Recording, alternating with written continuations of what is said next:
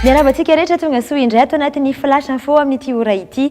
Nakatony fanjakana tanteraka ny Magro ankoron-drano tamin'ny alalan'ny vaditany izay tonga teny toerana. Niverimana avokoa ireo olona izay tonga nitady asa vokatra izay fanapa-kevitra fanjakana izay ary ao avy hatrany ny sary.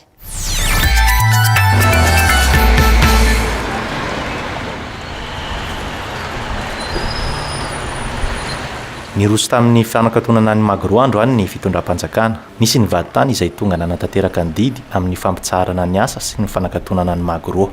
Dia izay moa zany tonga eto nanatanteraka ny didy mpisakana satria ny hiditra tato zany ity koa mbola tsy nahazo alalina tamin'ny chambre de commerce. Ity toerana ity izay fananany anteny meranivarotra araka ny fanazavan'ny vaditany any. Mbola ananany anteny meranivarotra eto Antananarivo, vola mitentina 3 miliary ariary ny tiko amin'izao fotoana izao. Ho hiatrany ireo nampiatra ny didy. Niverimaina avokoa ireo nitady asa tonga teny Ankorondrano vokatr'izay fanakatonana ny Magro izay. Dia tsy mba mampalahelo anareo ireo mitady asa zavatra lamina kosa. Fanjakana dia tsy manana solution amin'ny asan'ny tanora. Malagasy nefa ny ray mampisotra no asa fisakana izao.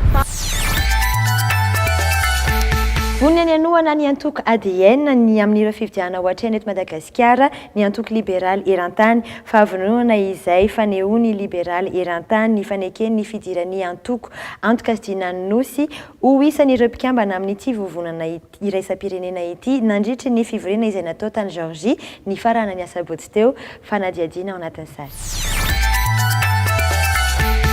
Tafiditra ho isan'ireo mpikambana eo anivon'ny antoko libéraly eran-tany ny antoko antokasidina nosy atỳ Madagasikara araka ny fankatoavan'ireo mpikambana ao anatin'ny komity mpanantanteraka ny antoko libéraly eran-tany nandritry ny fivorina natao tany Georgie izay ny farana ny sabotsy teo. Nandalo masotsivana maro ny ADN vao tonga tamin'izao dingana eran-tany izao. Ny antoko libéraly eran-tany izay vonona ny anoana ny antoko ADN amin'ireo fifidianana andraisany anjara eto Madagasikara. Iarany tsindry azo lena ireo mpiasan'ny Instat eny Anosy izay sampandraharaha mikarakara ny atotanisy alefa chômage technique avy hatrany mantsy ireo izay mikasa ny hanao fitokonana ary avy hatrany ny sary.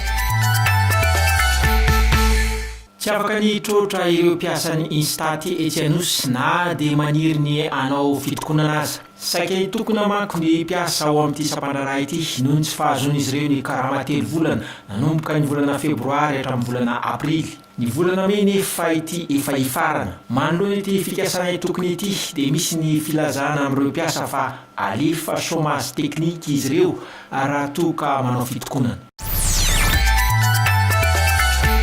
Dia izay raha ny vaovao azo natolotra ho an'ity ora ity arahanareo eny ihany moa zany ny mety ho fivoarana izany rehetra izany. Manasanareo aty saraka amin'ny RTA ary manome fotoananareo indray ato anatin'ny flash info eto amin'ny RTA hatrany afaka ora iray. Mandram-piana vetivety tompoko.